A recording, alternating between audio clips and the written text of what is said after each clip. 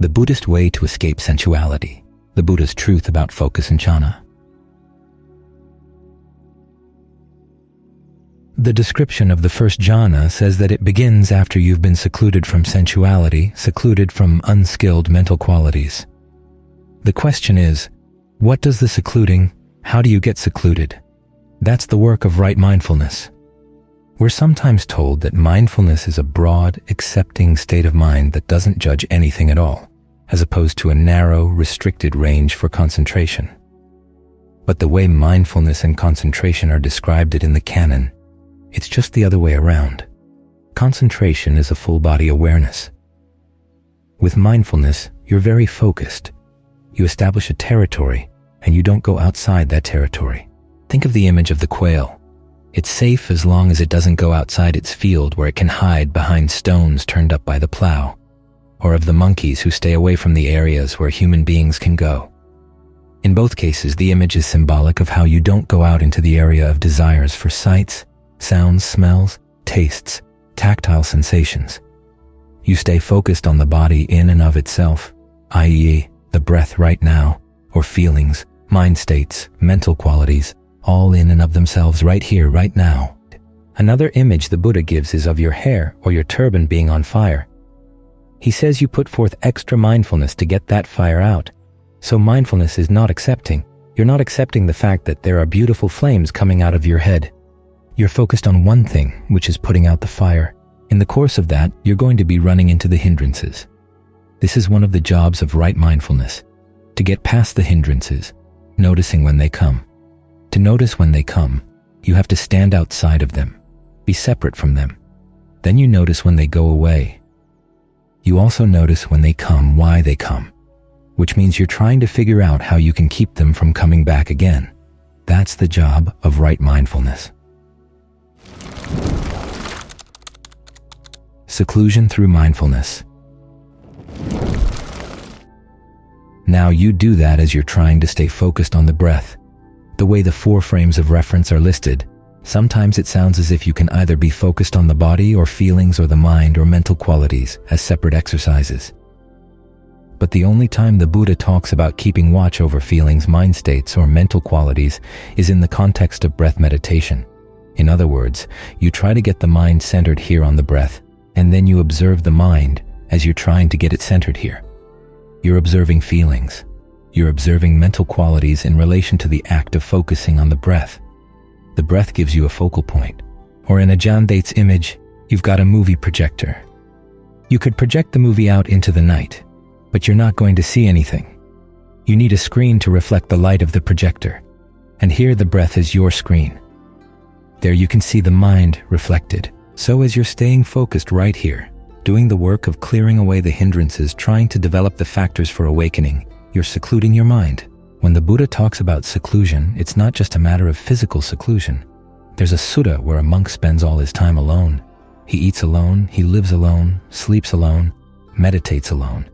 And even though the Buddha praised not getting entangled with other people, he calls the monk in and says, "This is not what I meant by seclusion." By seclusion, he meant abandoning the past, relinquishing the future, and subduing passion and desire for whatever arises in the present. In other words, you do your best to put aside thoughts of the past, remembering that the past is gone now. Whatever good things you had in the past, whatever other things you remember from the past, you're not going to go there to dwell. Put them aside. You do remember lessons you learned from the past. That's part of mindfulness. But everything else gets abandoned. As for the future, whatever claims you may have about what you would like to do in the future in the world, you're willing to relinquish them, willing to put them aside. You're not pinning your hopes there. Say, I've got other work that needs to be done here, focusing on the mind right here, right now. Then you get into the present, and whatever state that comes up in the present moment, you resist the tendency to identify with it in the sense of going with the thought world, getting into the thought world, or just being your awareness here in the present moment. We're not here to be the awareness or to be the knowing. That's a state of identification. You keep track of these things, which again means a certain amount of separation. After all, what is the knowing in the present moment? It's the aggregate of consciousness. It's one of the khandhas. It's a useful tool in the path. But ideally, you don't want to be the knowing. You want to keep track of the knowing. This is how you get secluded. Putting aside thoughts of the past, not laying claim to anything in the future, and learning to step back a little bit from the present moment. All this is the work of mindfulness. Its purpose is to separate you out from the things that you're normally entangled with in your mind, past, present, and future, so that you can be ready to do the concentration. Now, it may sound like you're starving yourself, which is why the Buddha emphasizes the fact that when you really master the present moment, there will be a sense of ease, pleasure, and rapture that comes from being secluded. You want to develop a taste for that. This is called delight in seclusion. It's one of the 6 objects of delight that the Buddha recommends. So, you have to develop the attitude that this is a good place to be. And of course, this attitude is strengthened as you get deeper into the concentration, and the sense of rapture and ease gets stronger. But the work of getting there, the work of secluding, is going to succeed only when you have that sense of delight in the prospect of settling down. In Ajahn Lee's books, especially the 2 that are most heavily influenced by Ajahn Mun, The Craft of the Heart and Frames of Reference, when he talks about the topics of concentration, the breath is saved for last. First, he has you contemplate the body. He has you contemplate the elements. He has you contemplate inconstancy. These are ways of giving rise to a sense of samvega with regard to anything that you might want to get entangled with, past, present, future. This requires some active thinking, which is why Ajahn Mahabua, after training with Ajahn Mun, wrote his book on how discernment fosters concentration. You see where the mind is entangled and you don't just tell it to go away or blot it out. You give yourself reasons for not wanting to go there. You think about the parts of the body and realize how much of your life is spent being a slave to this body, which is made out of what? Liver, stomach, intestines, contents of the intestines, lungs, all these things you wouldn't want to look at if you could avoid it. Yet these are the things you're a slave to. This reflection is meant to give rise to a sense of dispassion and samvega, or the fact that the body is made out of the elements. When the Buddha talks about that, he has you reflect on how many dangers you're exposed to by the fact that you've got this physical body, which is open to being a target to physical objects like knives and stones. It gives you ears that you can hear what people say about you, good or bad.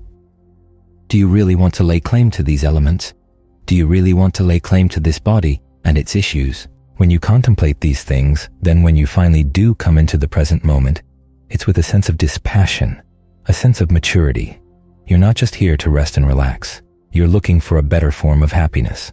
Of course, when you get into the present moment, you have to be very careful about whatever state's coming up in the present moment that you might identify with. You learn to keep a skeptical eye even here. This is what it means to be secluded. But as the Buddha says, there is a sense of pleasure and rapture that come from this seclusion. You want to learn how to develop a taste for that. When you do, then you're ready to settle down in the present moment and do the work that needs to be done here, resting when you need rest, allowing yourself to enjoy the sense of well-being when you're feeling frazzled and tired, but then ready for work, realizing that when you leave here, if you haven't gotten rid of your defilements, you're going to go back to those same things that you just contemplated just now as being not worthy of the devotion you've given to them so far. So seclusion involves both concentration and discernment. And this is what mindfulness does. In the lists of qualities that lead to concentration, say in the Noble Eightfold Path, discernment does come first, and mindfulness comes before concentration. But you need some concentration to get the mind willing to do the practices that mindfulness requires. So, they help one another along. So learn to delight in this aspect of mindfulness. It's not open and accepting. Delight in the work that needs to be done, because you realize that you're saving yourself from a lot of grief when you do. The people in the Buddha's time who, on hearing the Dhamma, really appreciated it, had a sense that it cleared things up, helped them escape from the things that were tying them down. Of course, what was tying them down? Their own attitudes. So to seclude yourself from the things that tie you down. That's the work of mindfulness, getting you ready for the mind to settle down with a sense of well-being, freed from a lot of the things that used to weigh it down, even though it's temporary, and will require that you do more work with discernment. Learn to enjoy this aspect of mindfulness, that it lifts a lot of these burdens from you. It takes work, but it's liberating work. It's work for your own true well-being. Take delight in that, and you'll have the energy to see it through.